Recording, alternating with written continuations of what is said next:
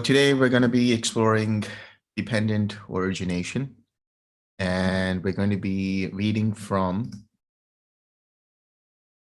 Majjhima Nikaya 38, Mahatanasankhaya Sutta, the Greater Discourse on the Destruction of Craving. Thus have I heard, on one occasion the Blessed One was living at Savatthi in Jeta's Grove, Anathapindika's park. Now, on that occasion, a pernicious view had arisen in a bhikkhu named Sati, son of a fisherman, thus: as I understand the Dhamma taught by the Blessed One, it is the same consciousness that runs and wanders through the round of rebirths, not another.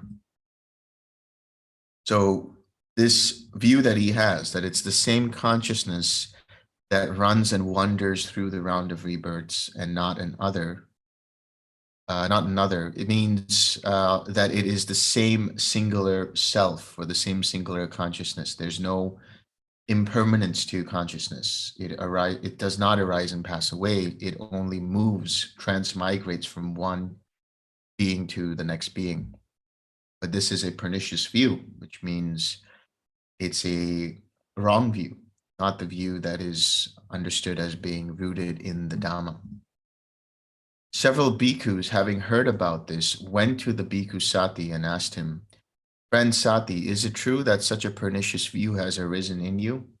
"Exactly so, friends. As I understand the Dhamma taught by the Blessed One, it is this same consciousness that runs and wanders through the round of rebirths, not another." Then those bhikkhus, desiring to detach him from that pernicious view, pressed and questioned and cross-questioned him further. "Friend Sati, do not say so. Do not misrepresent the Blessed One. It is not good to misrepresent the Blessed One. The Blessed One would not speak thus, for in many ways the Blessed One has stated consciousness to be dependently arisen, since without a condition there is no origination of consciousness." Yet, although pressed and questioned and cross-questioned by those bhikkhus in this way, the bhikkhu Sati, son of a fisherman, still obstinately adhered to that pernicious view and continued to insist upon it. Since the bhikkhus were unable to detach him from that pernicious view, they went to the Blessed One, and after paying homage to him, they sat down at one side and told him all that had occurred, adding, "Venerable Sir, since we could not detach the bhikkhu Sati, son of a fisherman, from this pernicious view, we have reported this matter to the Blessed One." Then the Blessed One addressed a certain bhikkhu thus: "Come, bhikkhu, tell the bhikkhu Sati, son of a fisherman, in my name, that the teacher calls him." "Yes, Venerable Sir," he replied. And he went to the bhikkhu Sati and told him, "The teacher calls you, friend Sati." "Yes, friend," he replied. And he went to the Blessed One, and after paying homage to him, sat down at one side. The Blessed One then asked him, "Sati, is it true that the following pernicious view has arisen in you?" Quote, "As I understand the Dhamma taught by the Blessed One, it is the same consciousness that runs around and wanders through the round of rebirths, not another." "Exactly so, Venerable Sir. As I understand the Dhamma taught by the Blessed One, it is this same consciousness that runs and wanders through the round of rebirths, not another." "What is that consciousness, Sati?" "Venerable Sir, it is that which speaks and feels and experiences here and there the result of good and bad actions." This is a view from the Upanishads. The Upanishads are Vedantic texts that provide some glimpse into an understanding from the Vedantic understanding of what is the soul or the Atman and what is consciousness or Brahman, or in other words, what is the self and existence or the universe. And the idea is that the Atman, the soul, is that which speaks and feels and experiences the results of karma. And it is that same soul that Sati is equating with being consciousness. But the Buddha has something else to say about that. He says, "Misguided man, to whom have you ever known me to teach the Dhamma in that way? Misguided man, have I not stated in many ways consciousness to be dependently arisen, since without a condition there is no origination of consciousness? But you, misguided man, have misrepresented us by your wrong grasp and injured yourself and stored up much demerit. For this will lead to your harm and suffering for a long time. Whenever the Buddha uses the word misguided man, that's a pretty harsh admonishment, because it really, what he's saying is you are foolish, you are misguided, you don't have a grasp of what the Dhamma is. And for the Buddha to say that means that the person really, has messed up big time when it comes to professing the Dhamma and teaching the Dhamma or talking about the Dhamma. Then the Blessed One addressed the bhikkhus thus: Bhikkhus, what do you think? Has this bhikkhu Sati, son of a fisherman, kindled even a spark of wisdom in this Dhamma and discipline? How could he, venerable sir? No, venerable sir. When this was said, the bhikkhu Sati, son of a fisherman, sat silent, dismayed, with shoulders drooping and head down, glum and without response. Then knowing this, the Blessed One told him, Misguided man, you will be recognized by your pernicious view. I shall question the bhikkhus on this matter. Then the Blessed One addressed the bhikkhus thus. This is an interesting question, and the response also is interesting. Bhikkhus, do you understand the Dhamma taught by me as this bhikkhu Sati, son of a fisherman, does when he misrepresents us by his wrong grasp and injures himself and stores up much demerit? No, venerable sir. Obviously, they would say no, because they don't want to be equated with Sati and be considered to be misguided. But what they say is, for in many discourses, the Blessed One has stated consciousness to be dependently arisen, since without a condition, there is no origination of consciousness. Good bhikkhus, it is good that you understand the Dhamma taught by me thus, for in many ways I have stated consciousness to be dependently arisen, since without a condition, there is no origination of consciousness. But this bhikkhu Sati, son of a fisherman, misrepresents us by his wrong grasp and injures himself, stores up much demerit. For this will lead to his harm and suffering. For this will lead to the harm and suffering of this misguided man for a long time. Bhikkhus, consciousness is reckoned by the particular condition dependent upon which it arises. Now listen carefully, pay attention. When consciousness arises dependent on the I and forms, it is reckoned as I consciousness. When consciousness arises dependent on the ear and sounds, it is reckoned as ear consciousness. When consciousness arises dependent on the nose and odors, it is reckoned as nose consciousness. When consciousness arises dependent on the tongue and flavors, it is reckoned as tongue consciousness. When consciousness arises dependent on the body and tangibles, it is reckoned as body consciousness. When consciousness arises dependent on the mind and mind objects, it is reckoned as mind consciousness. Just as fire is reckoned by the particular condition dependent on which it burns. When fire burns dependent on logs, it is reckoned as a log fire. When fire burns dependent on faggots, it is reckoned as a faggot fire. When fire burns dependent on grass, it is reckoned as a grass fire. When fire burns dependent on cow dung, it is reckoned as a cow dung fire. When fire burns dependent on chaff, it is reckoned as a chaff fire. When fire burns dependent on rubbish, it is reckoned as a rubbish fire. So too, consciousness is reckoned by the particular condition dependent on which it arises. And so, he says, he repeats again, when consciousness arises dependent on the I and forms, it is reckoned as I consciousness. When consciousness arises dependent on the ear and sounds, it is reckoned as ear consciousness. When consciousness arises dependent on the nose and odors, it is reckoned as nose consciousness.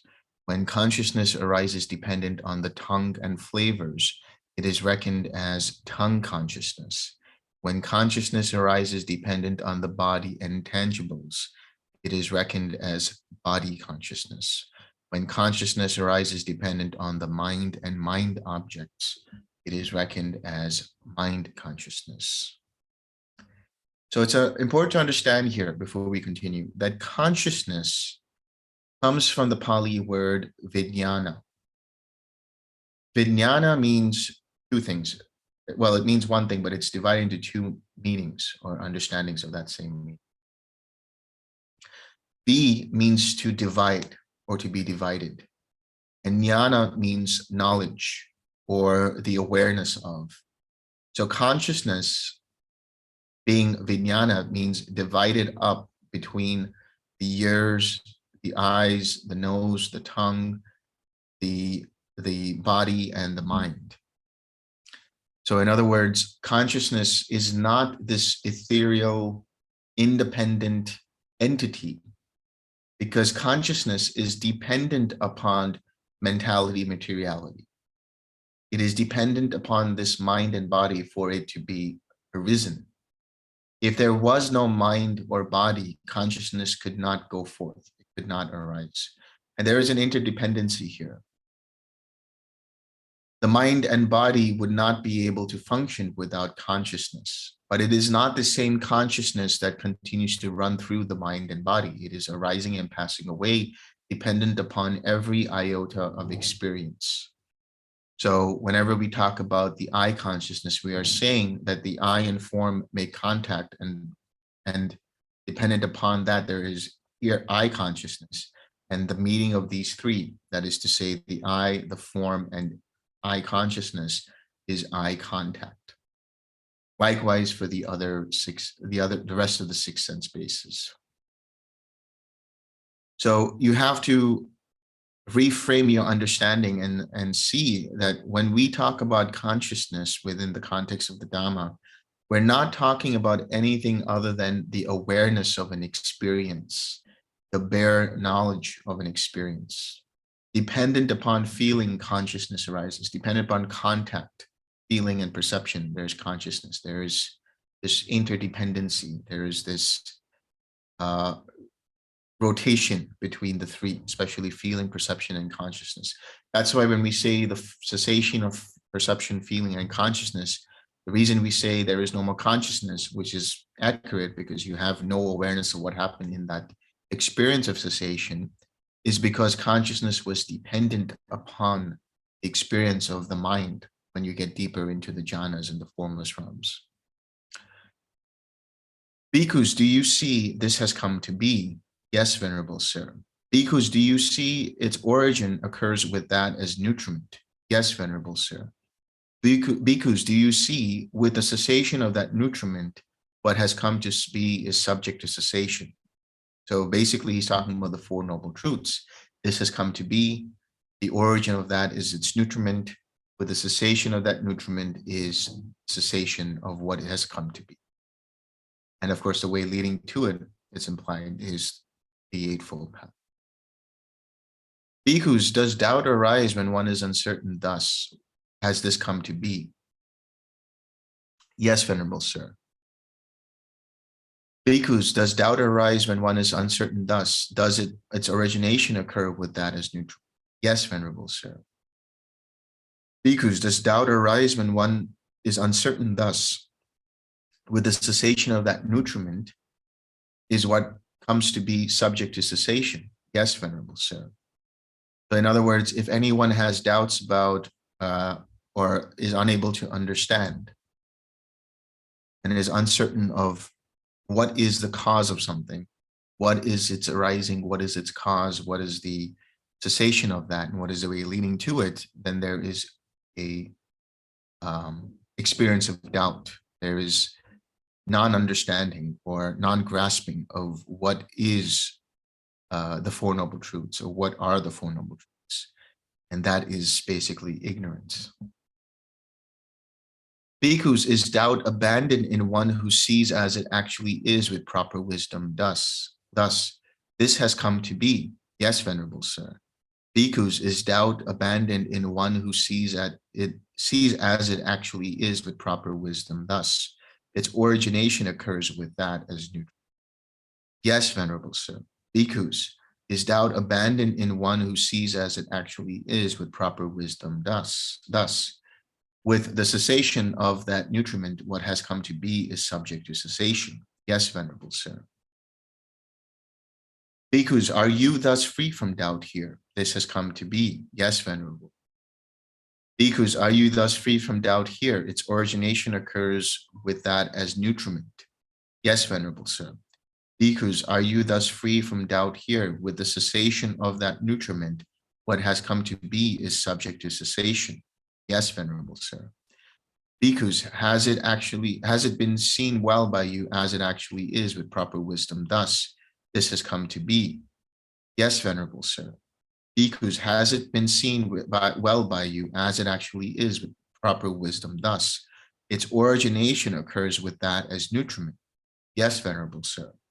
Bhikkhus, has it been seen well by you as it actually is with proper wisdom? Thus, with the cessation of that nutriment, what has come to be is subject to cessation.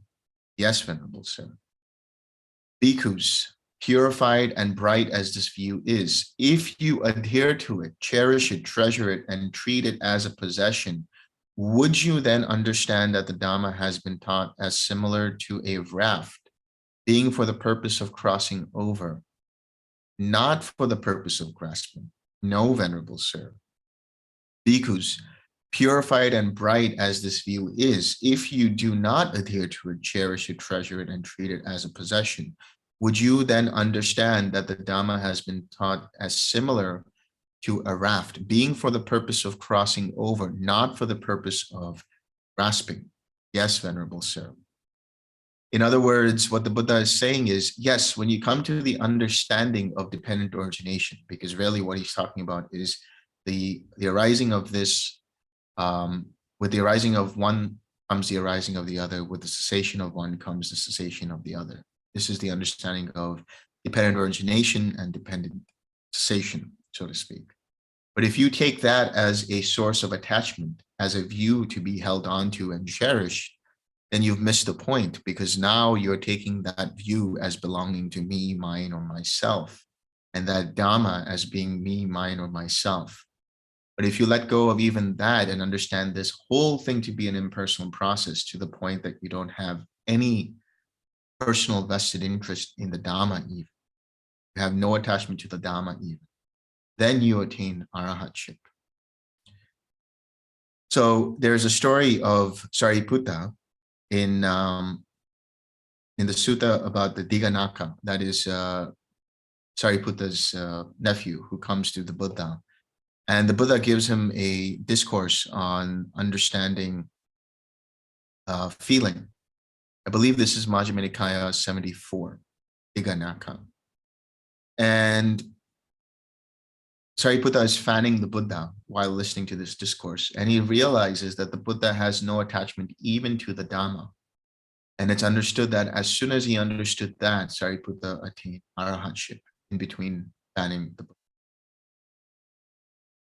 And so the Buddha continues, Bhikkhus, there are these four kinds of nutriment for the maintenance of beings that already have come to be, and for the support of those about to come to be. What for? They are physical food as nutriment, gross or subtle, contact as the second, mental volition as the third, and consciousness as the fourth. So physical food as nutriment, gross or subtle. Gross here meaning solid food, food that we have here on this human plane of existence, the human animal plane of existence. The subtle food refers to deva food, food that is experienced by the devas for nutriment. So the food is that which nourishes the body and gives health and vitality to the body, to the mentality and materiality, to the nama rupa, to the mind and body. Contact as the second, that means when there is contact, it gives rise or gives nutriment to feeling, gives rise to an experience. When you are listening to my voice, there's contact between your ears and the sound waves traveling to the nerve endings of your ears. And the contact of that gives rise to the feeling, which is the experience of listening to my voice and what I am saying right now. And along with that is perception, the recognition of what is being said based on your understanding of language and context. Mental volition as the third. This is intention, this is choice, this is decision making. Mental volition, in other words, is also understood to be formations. The intention to do something gives rise to consciousness or the awareness of the action, awareness of the thought, awareness of the thinking process, awareness of the speaking, the verbalizing, the awareness of action, of moving from one place to the other. But this gives rise to consciousness. And consciousness as the fourth. Consciousness gives rise to mentality, materiality, to nama rupa, to mind and body. Without consciousness, mind and body would not continue to exist. With the cessation of consciousness, there would be the cessation of mind and body, and all of the processes that are dependent upon mind and body, including the six sense bases, the contact, the feeling, the perception, the intention and attention, and the body itself, of course. Now, bhikkhus, these four kinds of nutriment have what as their source, what as their origin, from what are they born and produced? These four kinds of nutriment have craving as their source, craving as their origin. They are born and produced from craving. How is this the case? Physical food is craved for, and thus there is a need for food, a desire for food. And the desire for food can become further craving, which can cause attachment to food. And that can give rise to all kinds of things that people do to obtain food. Contact, it has craving within it, in the sense that contact, when you see something or when you experience something, when there is the arising of an experience, that is to say, the arising of the sense objects, and it meets with the six sense bases, that contact, if there's identification with the six sense bases themselves, can give rise to contact imbued with craving. Intention itself, if personalized, if seen as this is my intention, this is me, this is mine, this is myself, that can give rise to craving. And if there's craving in that intention, it can give rise to a consciousness that is imbued with that craving as well. And then on the macro level, when you talk about craving, there is at the point of dissolution of the body, some thoughts that arise, some images that arise, some ideas, concepts, and notions that arise. And this is because of some level of regret or remorse or attachment or aversion. And the mind takes that to be as me, mine, or myself. That taking of me, of that as being me, mine, or myself, identifying with it and having craving or aversion towards it or against it, is craving itself, is that link of craving. That craving then gives rise to formations, that is to say, an intention that I don't like this, I don't want this, I want to push this away, or I want more of this, I want to live my life more, I want to live this kind of life, and so on. That craving rooted, that the formations are rooted in, give rise to a certain kind of consciousness. That consciousness then, which is known as the rebirth linking consciousness or the evolving consciousness, the patisandhi consciousness. That consciousness goes from that namarupa and enters into a new namarupa at the point of conception. That whole process began because of craving. So this is why it's said that these processes have craving as their root, craving as their origin. They are produced and born from craving. And this craving has what as its source? Craving has feeling as its source. So what is feeling? Feeling here comes from Vedana, that is to say, Veda, which comes from the word vidya, which is to know something. It is sensing something. It is understanding something. It is experiencing something. So anything that we experience right now is a feeling. Tied to that is perception. Perception is that part of the mind that recognizes what is being experienced. So here I am speaking and your mind is processing it as feeling in the form of sound, in the form of words, and recognizing what those words are, and then recognizing or perceiving that it is Delson that is speaking. And he is speaking through this medium of Zoom, and so on and so forth. So recognizing is perception. Feeling can be sixfold, right? It is dependent upon experiencing vision or forms, seeing.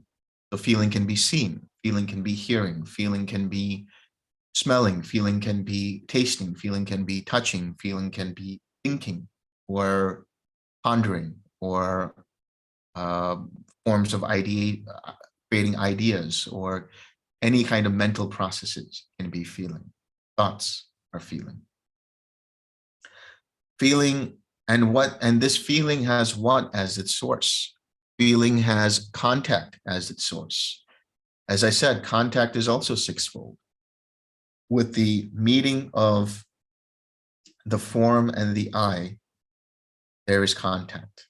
Or rather, with the meeting of form and the I, there is I consciousness. And these three together constitute eye contact. With the meeting of sound and ear, there is ear consciousness. And with the meeting of these three is ear contact.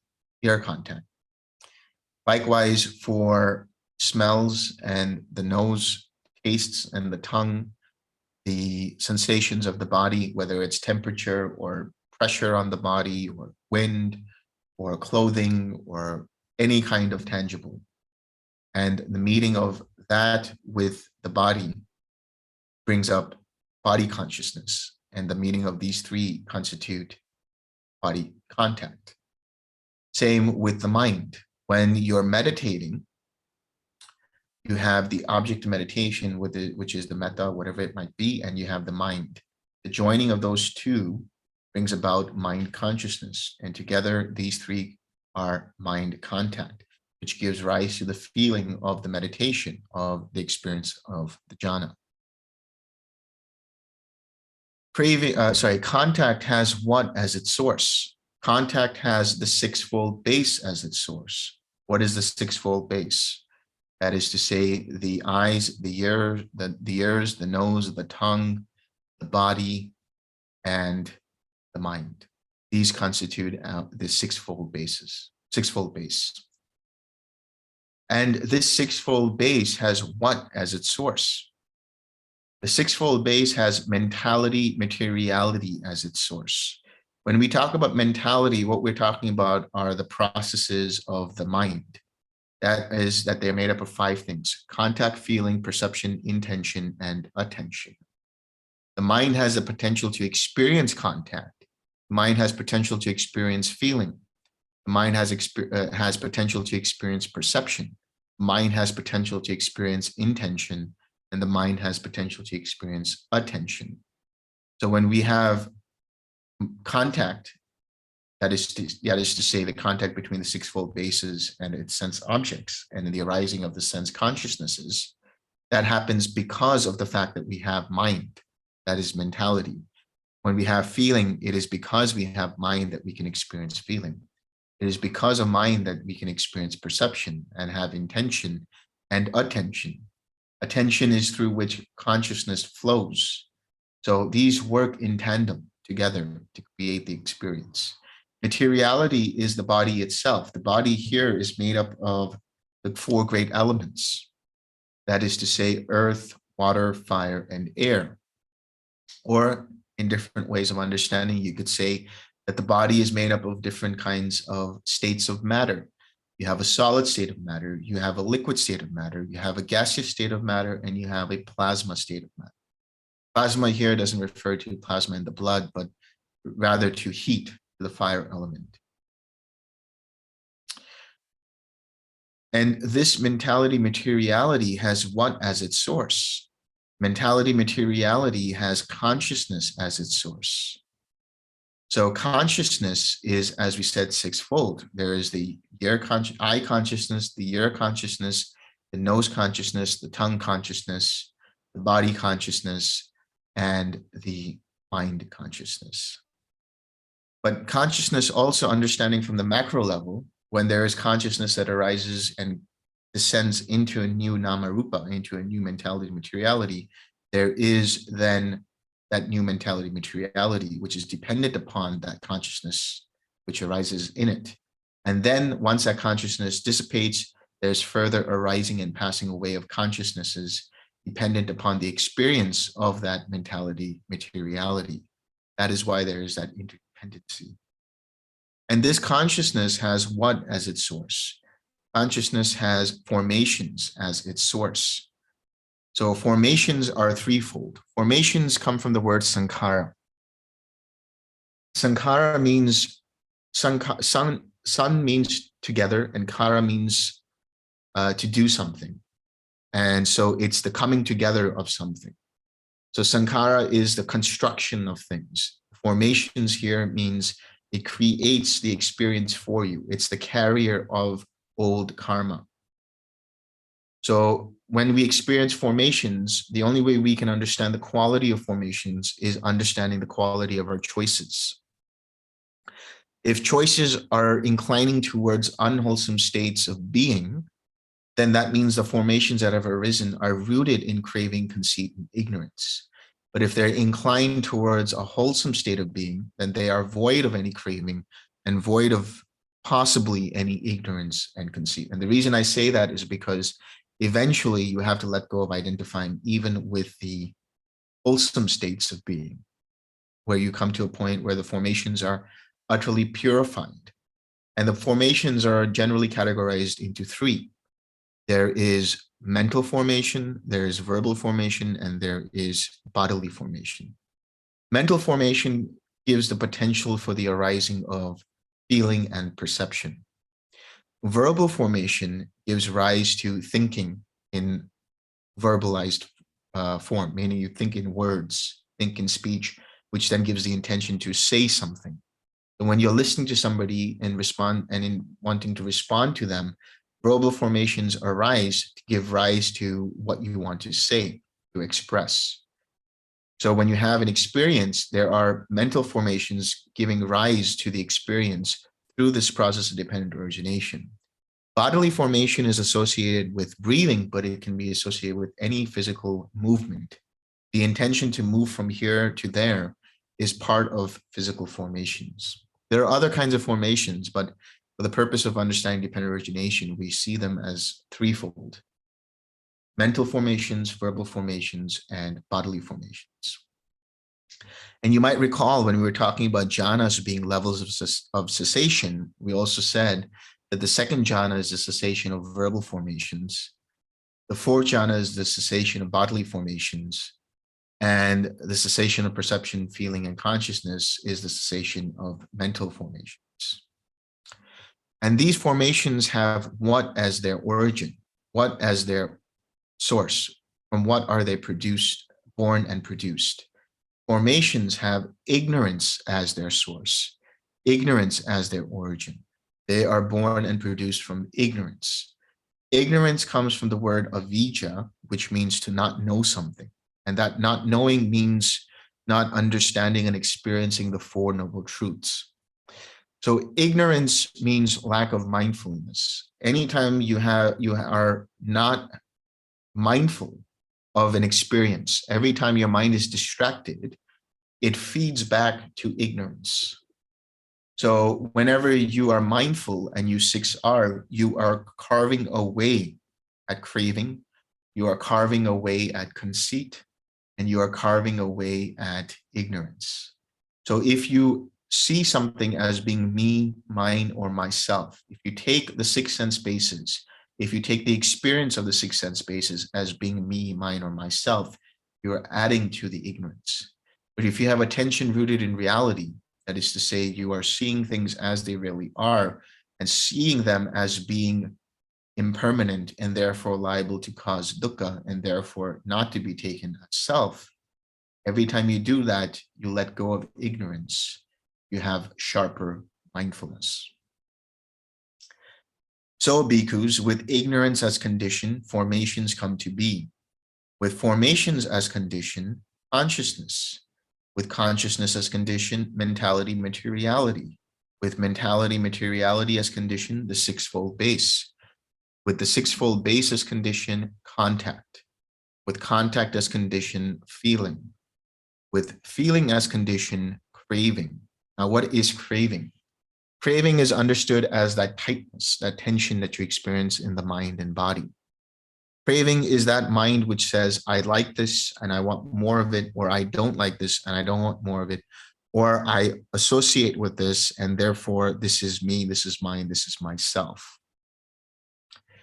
So craving can arise in the form of attachment, in the form of aversion, or in the form of identification. If you continue with craving as condition, there comes to be clinging. Clinging is that process which rationalizes why you like something, why this is your favorite. Red is my favorite color because so-and-so. I like rock and roll music because so-and-so. I don't like chocolate cake because so-and-so. So that rationalizing of why you like something or why you don't like something or why you think you are this is clinging. It's grasping onto it as an identity, wanting to hold onto it as being part of an identity. It is the process that starts that whole experience of identifying further with something. And that's why clinging as condition, with clinging as condition, there is being or becoming or habitual tendencies.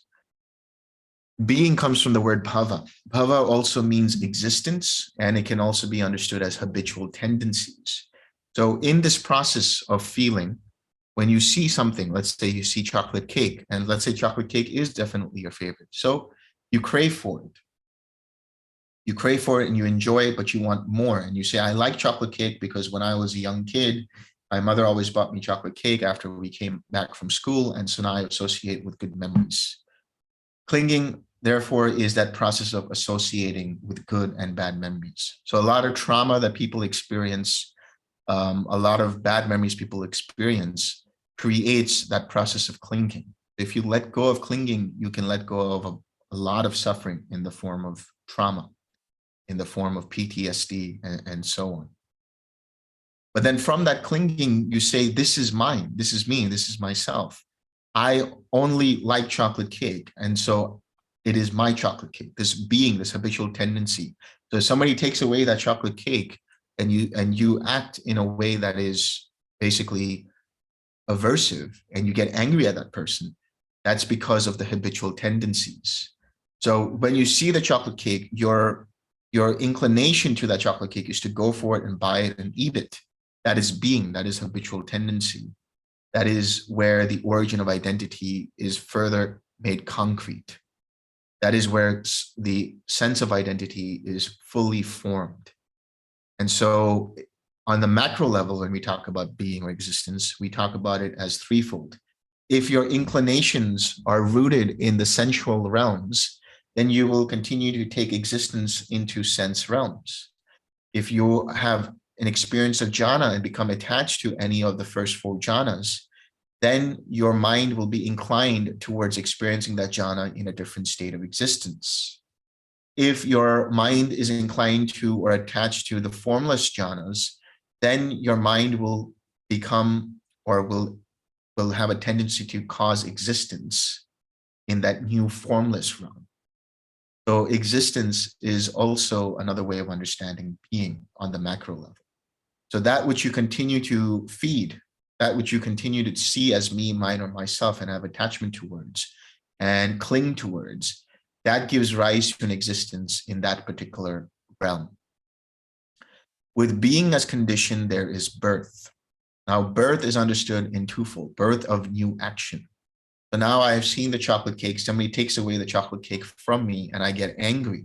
That anger causes, so that anger is the craving that I don't want this person to take away the chocolate cake because so and so. The rationalizing of why you're angry is clinging, and then the wanting to get that chocolate cake from them, and then acting in a certain way. So there's the arising of how you should act based on the repository of habitual tendencies that are stored in being. And then I go and say something to that person and pull the chocolate cake back, and that birth of new action causes me to create new karma based on that. And so now that person is upset, and then they cause me suffering. With the arising of birth as condition, there is aging and death, sorrow, lamentation, pain, grief, and despair. So that means that that person gets angry and then shouts back at me, and then I have pain, I have grief, I have despair, I have sorrow. But on the macro level, when we have birth into a new state of existence, with birth comes aging and death, comes illness. So with birth comes death. That is unavoidable, inevitable. So on the macro level, it's also understood that birth also means to come to be into a new state of existence.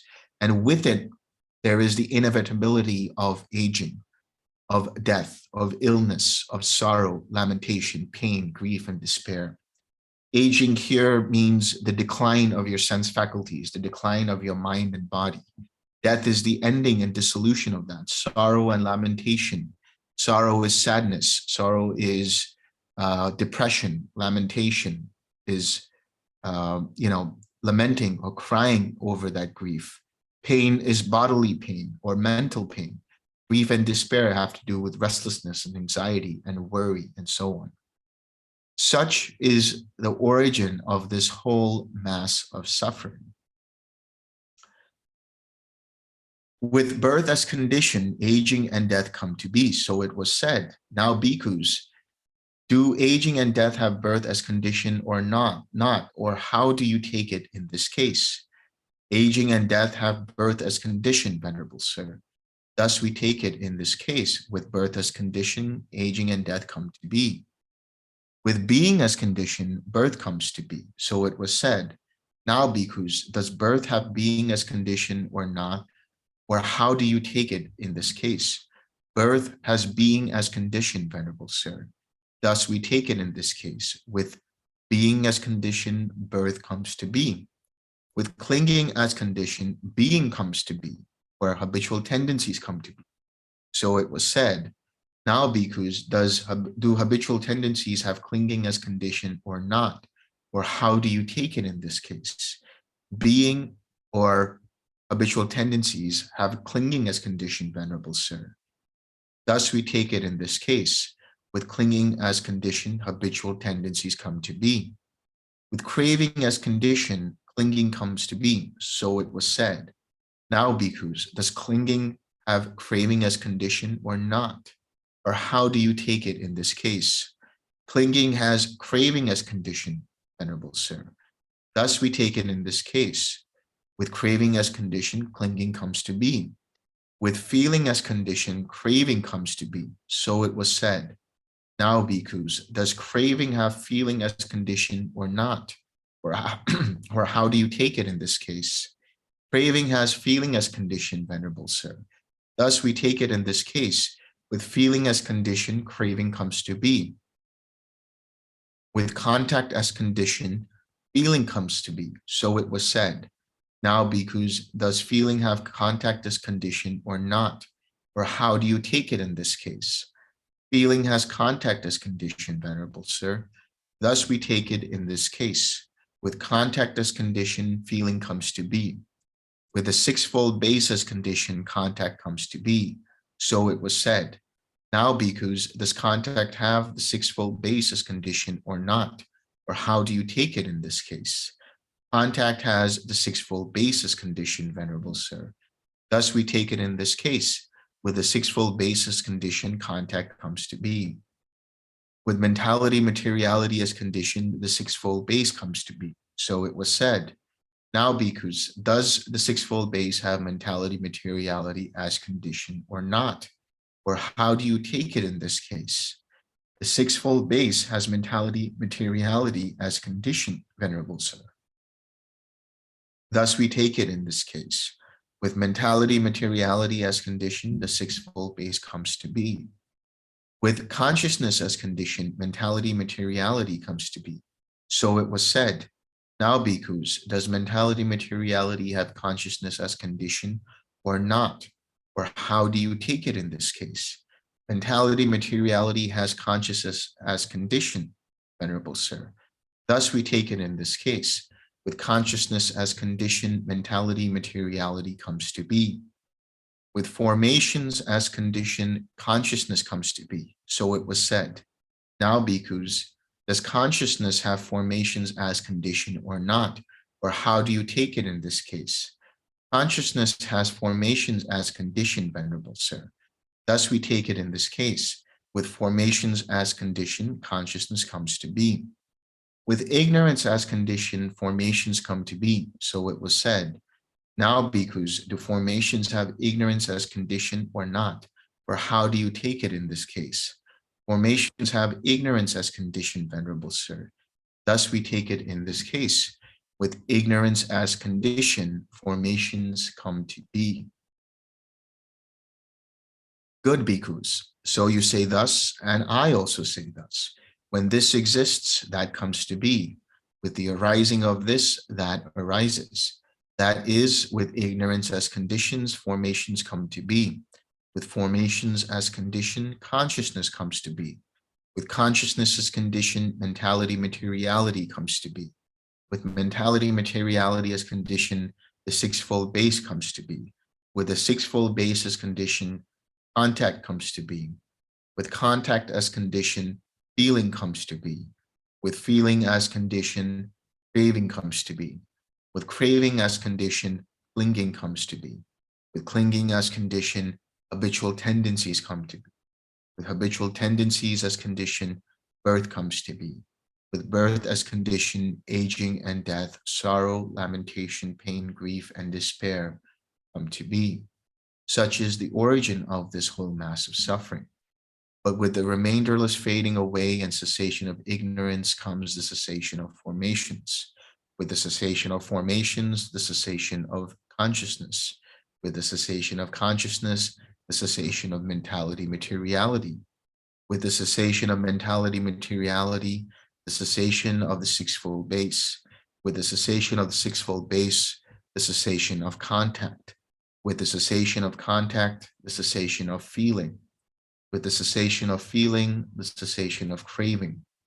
With the cessation of craving, the cessation of clinging. With the cessation of clinging, the cessation of habitual tendencies. With the cessation of habitual tendencies, the cessation of birth. With the cessation of birth, aging and death, sorrow, lamentation, pain, grief, and despair cease. Such is the cessation of this whole mass of suffering.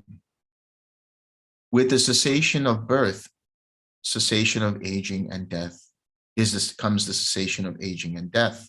So it was said, now bhikkhus, do aging and death cease with the cessation of birth or not? Or how do you take it in this case?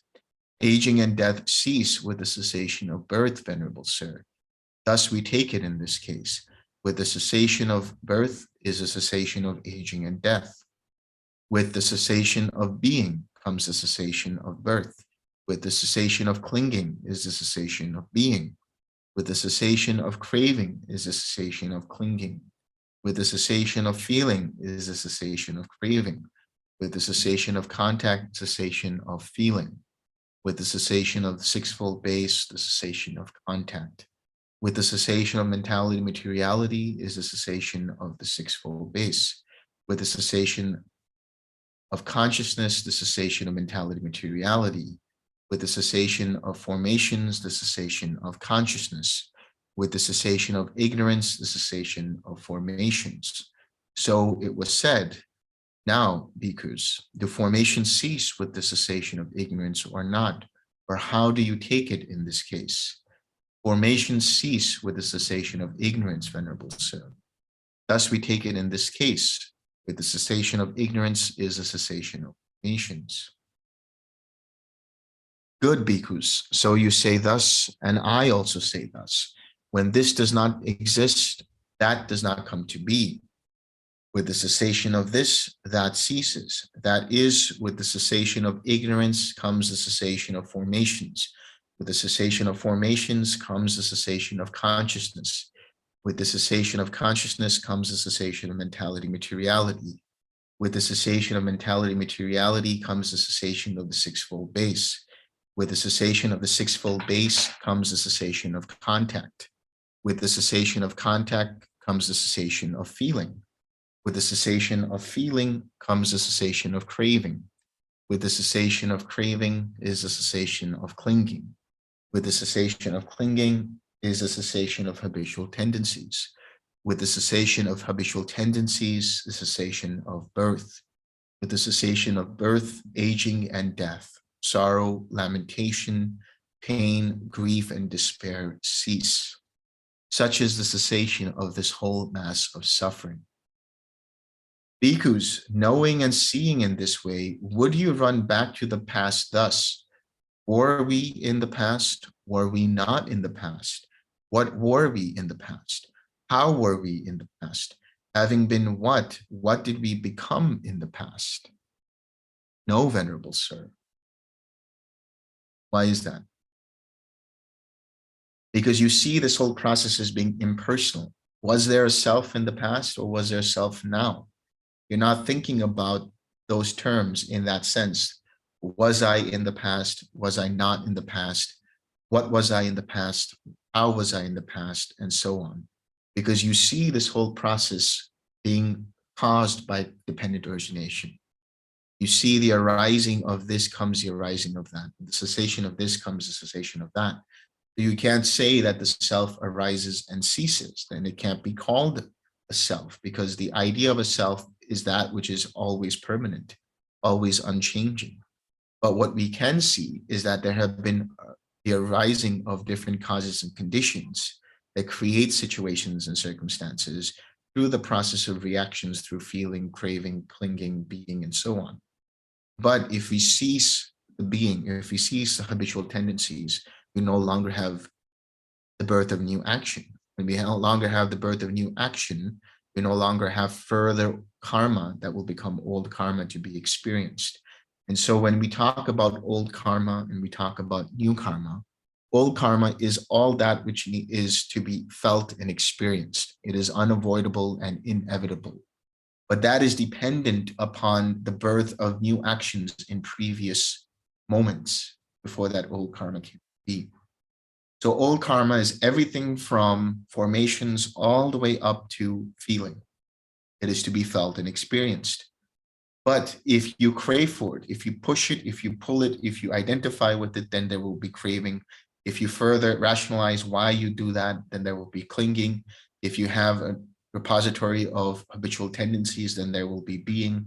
And if you act from there, then there will be the birth of new karma, and thus further suffering in the form of the new old karma, the next old karma, to be experienced as formations, as consciousness, as mentality materiality, as a sixfold base, as contact, feeling, and perception tied to that feeling.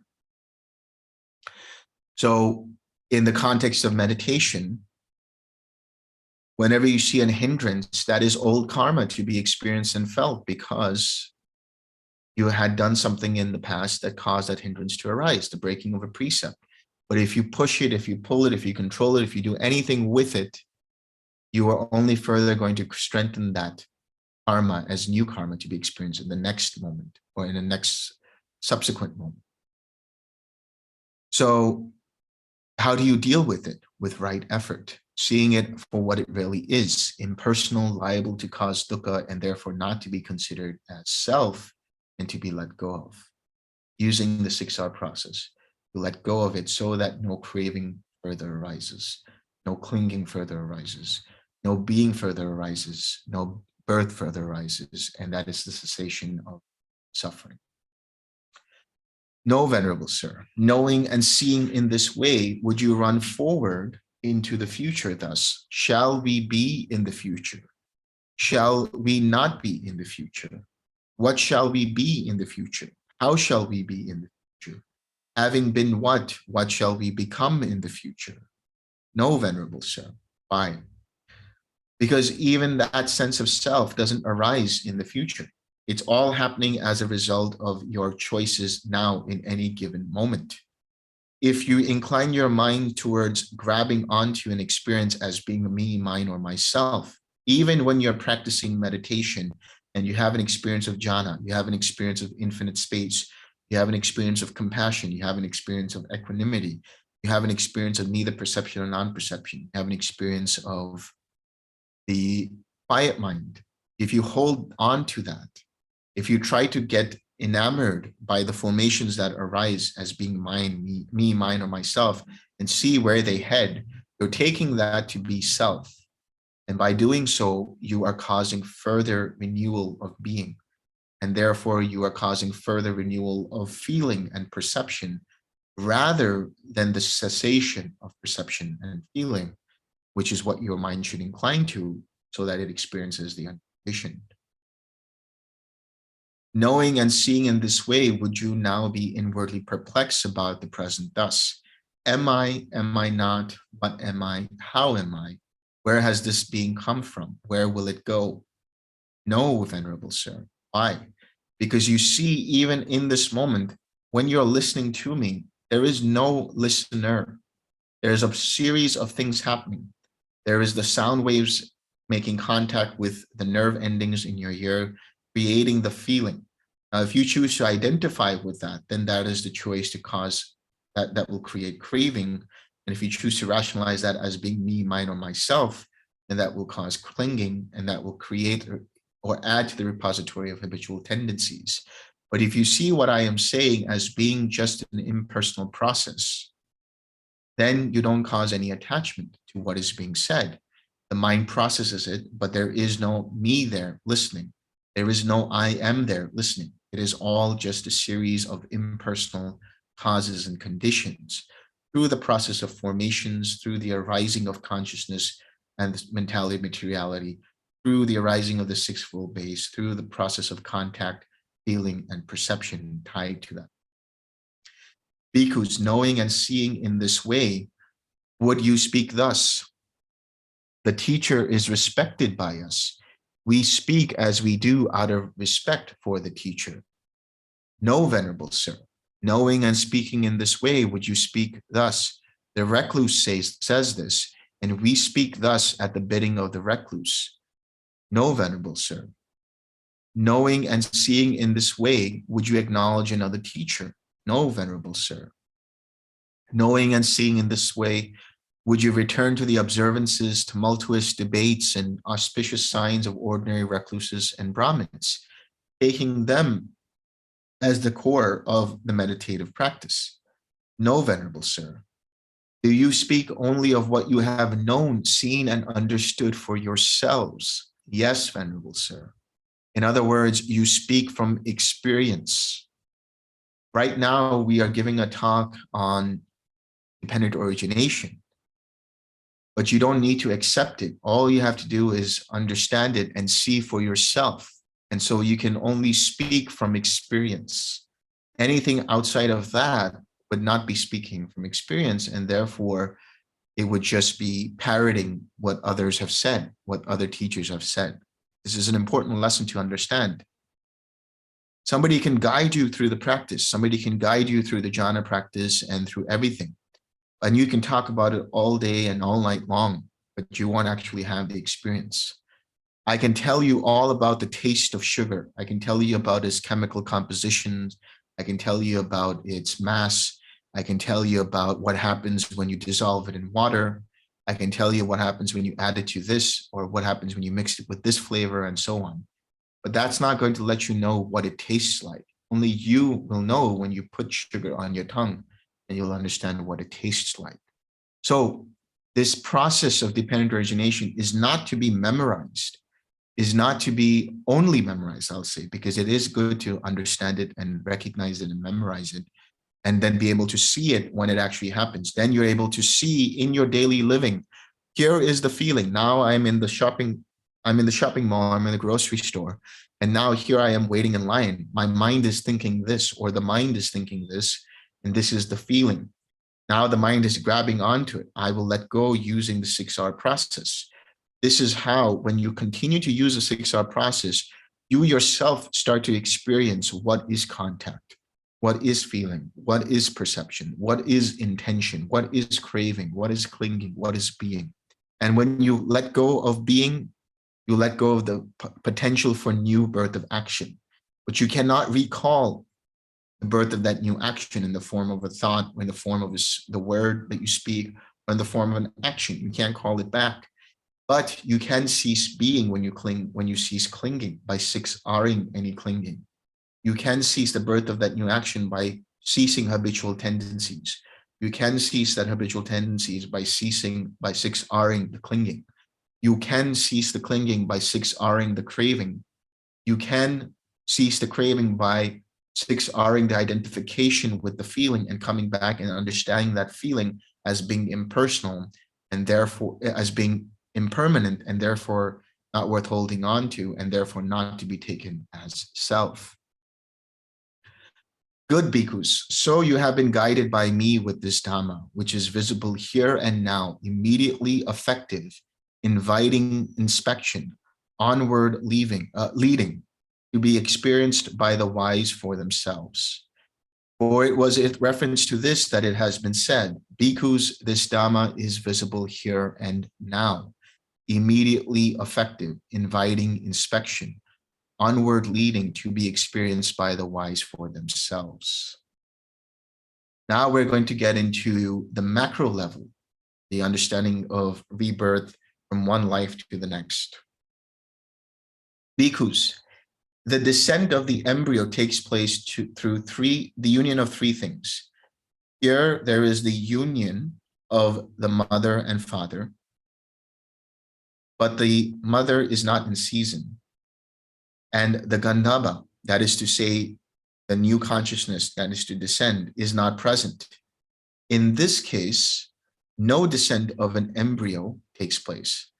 Here, there is the union of the mother and father, and the mother is in season. But the Gandhava is not present. In this case, too, no descent of the embryo takes place. But when there is the union of the mother and father, and the mother is in season, and the Gandhava is present, through the union of these three things, the consciousness, there is the descent of the embryo, which takes place. The mother then carries the embryo in her womb for 9 or 10 months with much anxiety as a heavy burden. Then at the end of 9 or 10 months, the mother gives birth with much anxiety as a heavy burden. Then when the child is born, she nourishes it with her own blood, for the mother's breast milk is called blood in the noble one's discipline. When he grows up and his faculties mature, the child plays at such games as toy plows, tipcats, somersaults, toy windmills, toy measures, toy cars, and a toy bow and arrow. When he grows up and his faculties mature still further, the youth enjoys himself, provided and endowed with the 5 chords of sensual pleasure, with forms cognizable by the eye, with sounds cognizable by the ear, odors cognizable by the nose, flavors cognizable by the tongue, tangibles cognizable by the body, that are wished for, desired, agreeable, and likable, connected with sensual desire and provocative of lust, or also possibly of aversion. On seeing a form with the eye, he lusts after it if it is pleasing. He dislikes it if it is unpleasing. He abides with mindfulness of the body unestablished, with a limited mind, and he does not understand as it actually is the deliverance of mind and deliverance by wisdom, wherein those evil, unwholesome states cease without remainder. So he abides with mindfulness of the body unestablished. In other words, he does not remain unaware of what is being experienced through the mind and body, through the 6 sense bases. And so he has a limited mind, a mind that is contracted, a mind that has craving, that has aversion, that has identification. And he does not understand as it actually is the deliverance of mind and deliverance by wisdom. That is to say, he does not have deliverance of mind through the jhanas, or deliverance by wisdom through the first 4 jhanas, wherein those unwholesome states, that is to say, The hindrances cease without remainder. That does not happen. They still continue on to be. Engaged as he is in favoring and opposing, that is to say, he clings to this or that, he feels whatever he feels, whether pleasant or painful or neither painful nor pleasant, he delights in that feeling, he craves for it, he welcomes it and remains holding on to it. As he does so, delight arises in him. Now delight in feelings is clinging. With his clinging as condition, the habitual tendencies come to be. With habitual tendencies as condition, birth comes to be. With birth, this is to say the birth of action as condition, aging and death, sorrow, lamentation, pain, grief, and despair come to be. Such is the origin of this whole mass of suffering. Likewise, on hearing a sound with the ear, on smelling an odor with the nose, on tasting a flavor with the tongue, on touching a tangible with the body, on cognizing a mind object with the mind, he lusts after it if it is pleasing. He dislikes it if it is unpleasing. Now, delight in feelings is clinging. With this clinging as condition, habitual tendencies come to be. With habitual tendencies as condition, birth comes to be. With birth as condition, aging and death, sorrow, lamentation, pain, grief, and despair come to be. Such is the origin of this whole mass of suffering. Here, bhikkhus, a Tathagat appears in the world, accomplished and fully enlightened. He purifies his mind from doubt. Having thus abandoned these 5 hindrances, imperfections of the mind that weaken wisdom, quite secluded from sensual pleasures, secluded from unwholesome states, he enters upon and abides in the first jhana. With the stilling of applied and sustained thought, he enters upon and abides in the second jhana. With the fading away as well of rapture, he enters upon and abides in the third jhana. With the abandoning of pleasure and pain, he enters upon and abides in the fourth jhana, which has neither pain nor pleasure and purity of mindfulness due to equanimity. So I skipped a whole portion of this, but basically I'll just read through what that was. Here bhikkhus, a Tathagat appears in the world, accomplished, fully enlightened. I'm going to go to that section now.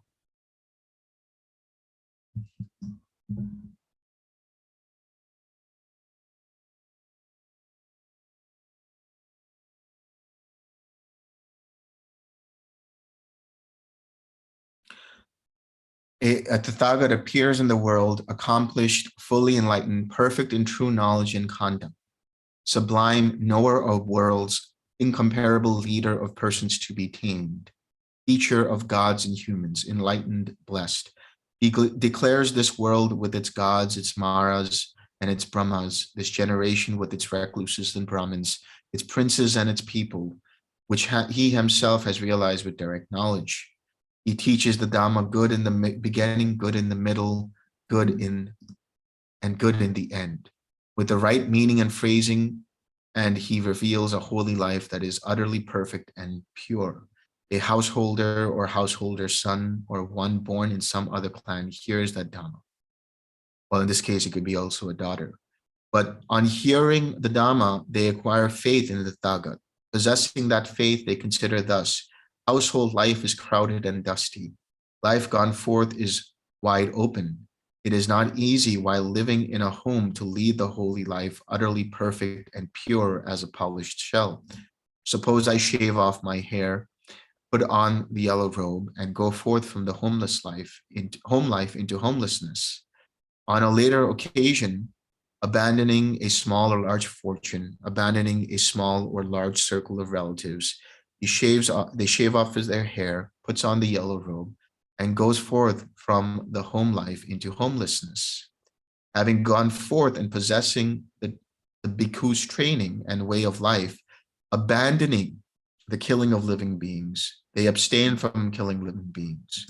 With rod and weapon laid aside, conscientious, merciful, they abide compassionate to all living beings.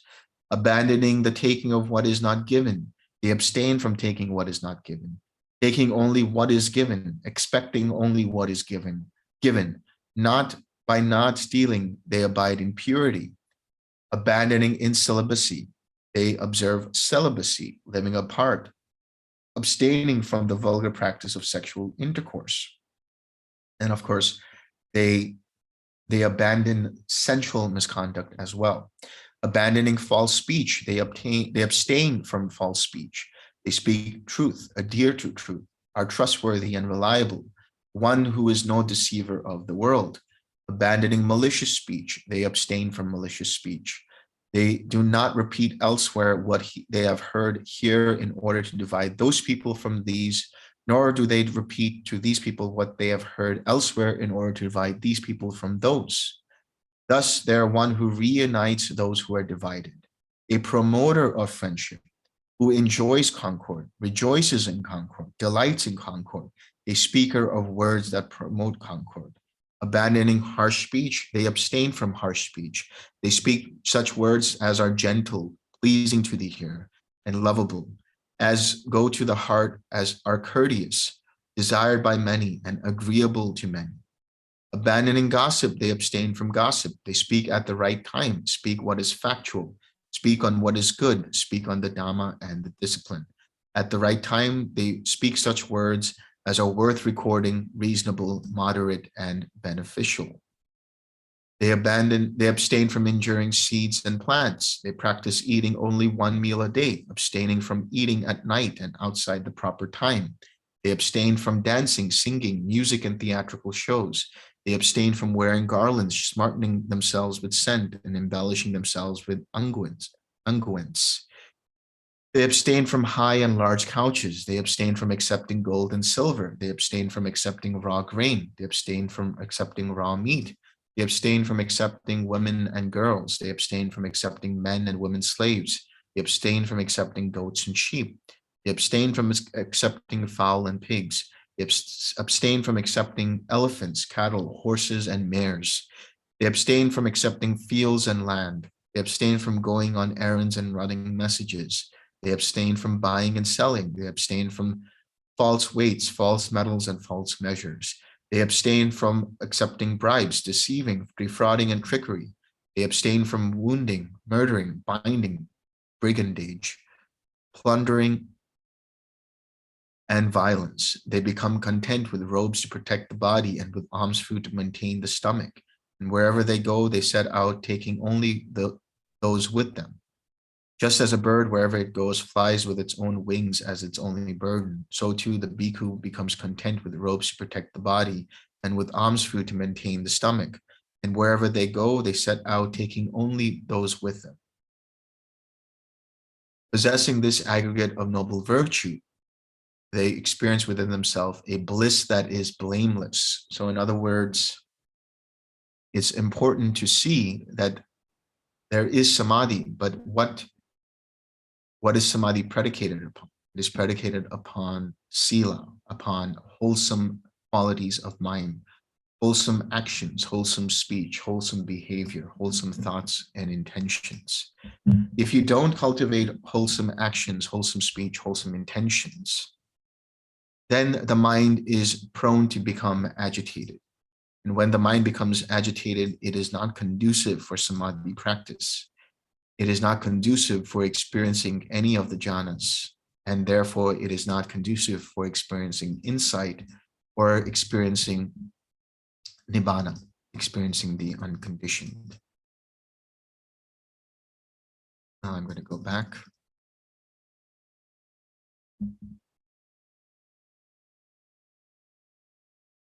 So once they have cultivated the wholesome tendencies, having thus abandoned these 5 hindrances, imperfections of the mind that weaken wisdom, quite secluded from sensual pleasures, secluded from unwholesome states, they enter upon and abide in the first jhana. With the stilling of applied and sustained thought, they enter upon and abide in the second jhana.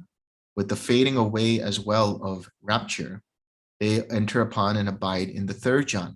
With the abandoning of pleasure and pain, they enter upon and abide in the fourth jhana, which has neither pain nor pleasure, and equanimity and purity of mindfulness due to equanimity. On seeing a form with the eye, he does not lust after if it is pleasing, nor dislike it if it is unpleasing. So in other words, if you have a painful feeling a painful sight or a pleasant sight. You just see things as they really are. He abides with mindfulness of the body established, meaning he has attention rooted in reality, sees it with what it sees it as it actually is, with wisdom, seeing it as being impermanent, seeing it as conducive to creating dukkha, seeing it and therefore as seeing it as being impersonal, with an immeasurable mind, and he understands as it actually is, with an immeasurable mind. That is to say, you come to a point where your mind radiates loving kindness.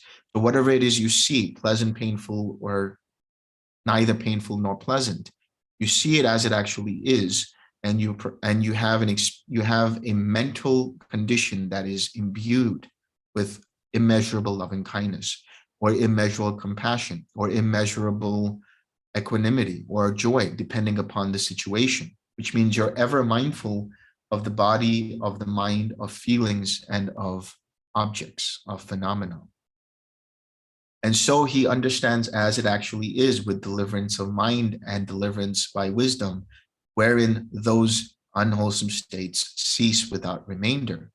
The deliverance by wisdom is to say the first four jhanas. The deliverance of mind is to say the formless jhanas as well. So he goes through them, experiences the cessation, perception, feeling, and consciousness, and is delivered by or from anything that can be liable to create dukkha, liable to create a sense of identifying, craving, thinking, being, and so on.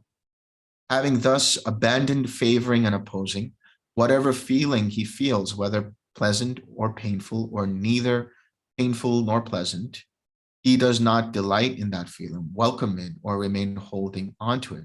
As he does not do so, delight in feeling ceases within him. With the cessation of his delight comes the cessation of clinging. With the cessation of clinging comes the cessation of habitual tendencies. With the cessation of habitual tendencies, the cessation of birth of action. With the cessation of birth of action, aging and death, sorrow, lamentation, pain, grief, and despair cease. Such is a cessation of this whole mass of suffering. Likewise, on hearing a sound with the ear, on smelling an odor with the nose, on tasting a flavor with the tongue, on touching a tangible with the body, on cognizing a mind object with the mind, one does not lust after it if it is pleasing. One does not dislike it if it is unpleasing. With the cessation of one's delight comes the cessation of clinging. With the cessation of clinging, the cessation of habitual tendencies. With the cessation of habitual tendencies, the cessation of birth of action. With the cessation of birth of new action, aging and death, sorrow, lamentation, pain, grief, and despair cease. Such is the cessation of this whole mass of suffering. Bhikkhus, remember this discourse of mine briefly as deliverance in the destruction of craving. But remember the bhikkhu Sati, son of a fisherman, as caught up in the vast net of craving, the trammel of craving. This is what the Blessed One said. The bhikkhus were satisfied and delighted in the Blessed One's words.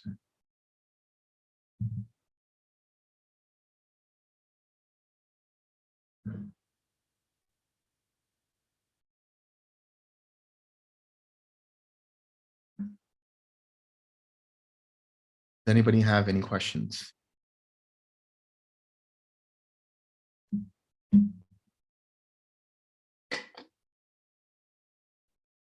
What happened to Sati? Did he get enlightened on the spot, as sometimes No. happens in the suttas? No, he held on to his view and he's in hell now. Oh dear. Yes. I mean, it's not a laughing matter, but that is the situation. Because he held on to the view of this idea of a self. Because of that, that causes a lot of pain and suffering, and that is rooted in wrong view. So he wasn't able to experience stream entry, and therefore was liable to experience a hell realm.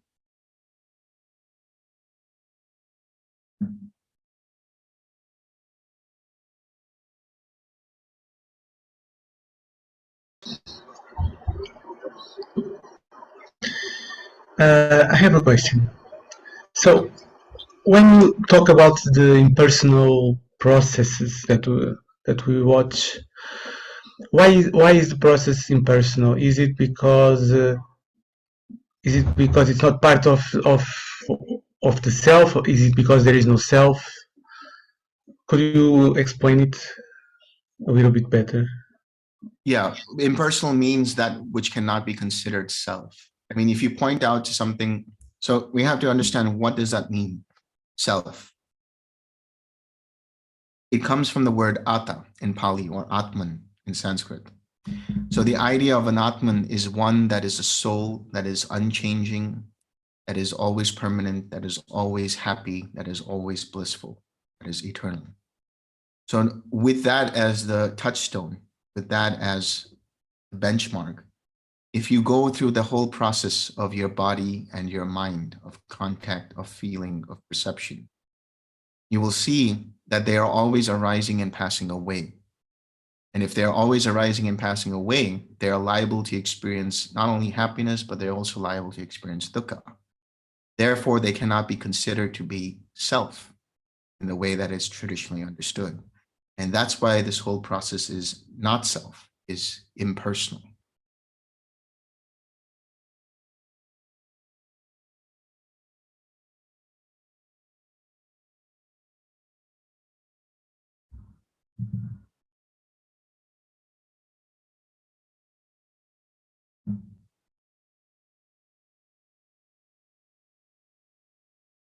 Any other questions?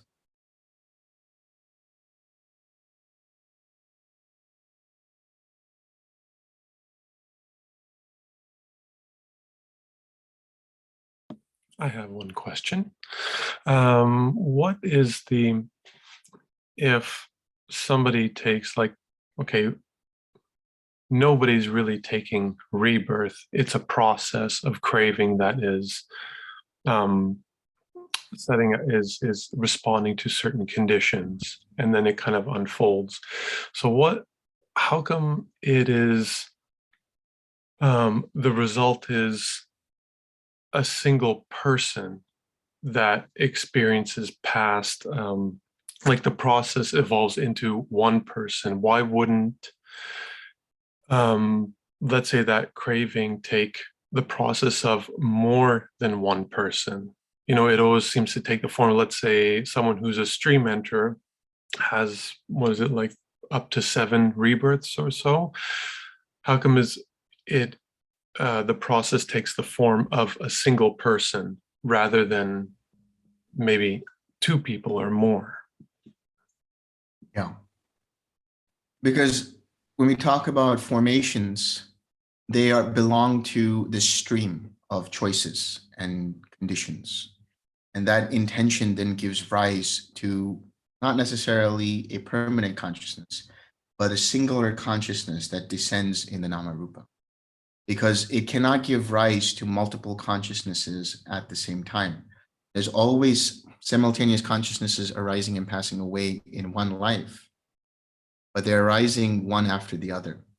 So really, in this whole stream of experience that you're having right now, when you're seeing me, and when you're listening to me, and when you're sitting in the chair and feeling the warmth or the cold or whatever it might be, it's not all happening at the same time. It's like bits of information are being streamed one at a time, and they're happening at different speeds.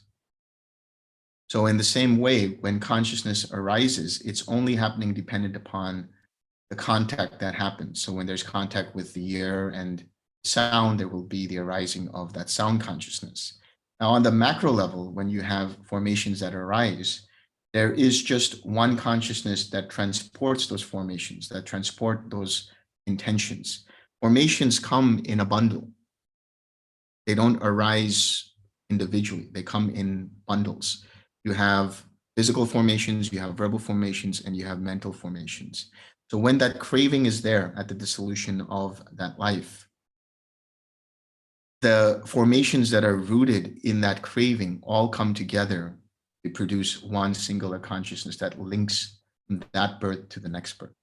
It doesn't dissipate into different things because the craving of that solidifies or bundles up those formations to give rise to a new consciousness rather than disparate, separate individual consciousnesses that seem to take birth in different rebirths. That's not what happens.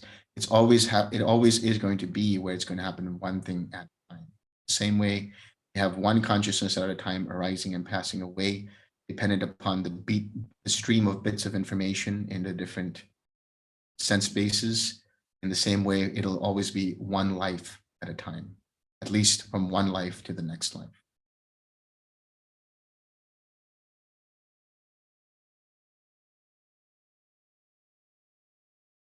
Yeah. If someone believes that there is no rebirth and no consciousness after death, is that also a pernicious view? Yes. Yes. Within the Buddhist context, that is what's known as nihilism or annihilationism also, where there is no consciousness after death. And so, but if that person has that kind of a view and they believe that, then whatever they're experiencing in the way of at the point of death before they die, that's still liable to create a new rebirth for them because there's still craving there. There's still some identification there. That's why, the whole process here is not to believe in a macro rebirth. You don't have to take anyone's word for it that there is rebirth, but you can see rebirth in every moment with the arising and passing away of sensory consciousness. And so the Buddha doesn't talk about it from the context of just escaping the wheel of samsara in the macro level, but destroying or eradicating or eliminating and letting go of craving, of identification, of conceit, and of ignorance. So if you can experience the cessation of suffering here and now, that also means the cessation of further formations that can give rise to further rebirth.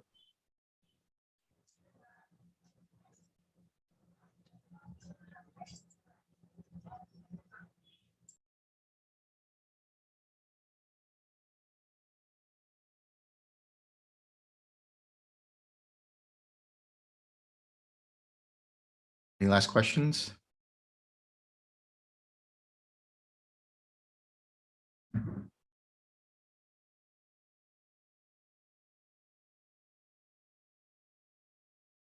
Yes. Slightly out of the topic, but I've heard this teaching that only that which exists in deep sleep is real, and that is not from the suttas, right? That is that's from the Upanishads, that there is that which is beyond the waking state, dream state, and dreamless sleep state, the deep sleep state. That is known as Turiya. So that comes from a Vedantic view. And that is the idea that there is that consciousness that is all pervading and is always experiencing different states of waking, sleep, or dreaming and deep sleep. And so it's outside of that scope.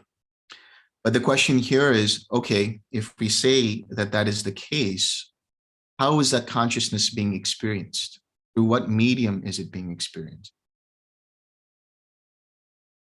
I guess to the mind, maybe. But then if you take away the mind, does that consciousness still exist? I don't know. I had a teacher who says that he never sleeps, but I think he had an operation, and if I remember correctly, he passed out. And but I'm not completely sure about this story. Well, there is an understanding that you can be still mindful while you're asleep. Mm-hmm. Like when you are asleep, you can still be mindful of the waking state. You can still be mindful of the dream state. You can even still be mindful of the deep sleep state. But that doesn't mean that it's the same consciousness that's experiencing it. There's a consciousness dependent upon what's happening in the waking state experiences. There are consciousnesses arising dependent upon what are happening in the dream states. And there's a consciousness dependent upon being aware of what's happening in the deep sleep state. But it's not that same consciousness. It seems like it, or it can be understood in that way, or let's say misunderstood, because it takes it to be that fluid same consciousness. But it's all tied to the experience of the mind. As soon as you take the mind away, then that mind consciousness is gone. So the idea, I mean, that's the thing about Buddhism. It doesn't say anything about an ontological reality, that there is this all-pervading consciousness, that the universe is alive with consciousness. It doesn't think about it in those terms. It only thinks about what is suffering and what is the cessation of suffering. So within this reality, conditioned reality, is there a way to cease suffering and experience the unconditioned? And that's all that it's talking about. So when we talk about consciousness in those terms, what we're talking about is consciousness that's tied to a mental experience, that's tied to an awareness of the mind. You take the mind away and that consciousness is gone, or you change the mind and that consciousness dependent upon that mind also changes, dependent upon that change in the mind. I don't hear what you're saying. It's still confusing. I guess I've been dipping into too many traditions. There's also Rigpa, but let's not get into that.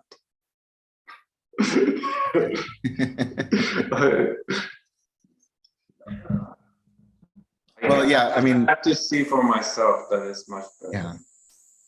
Yeah. Okay, thank you. You're welcome.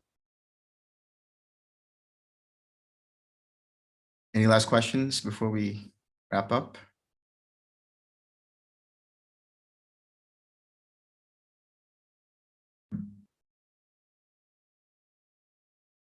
Okay. Let's share some merit. May suffering ones be suffering free, and the fear-struck fearless be. May the grieving shed all grief, and may all beings find relief. May all beings share this merit that we have thus acquired for the acquisition of all kinds of happiness. May beings inhabiting space and earth, devas and nagas of mighty power, share this merit of ours. May they long protect the Buddha's dispensation. Sadhu, sadhu, sadhu.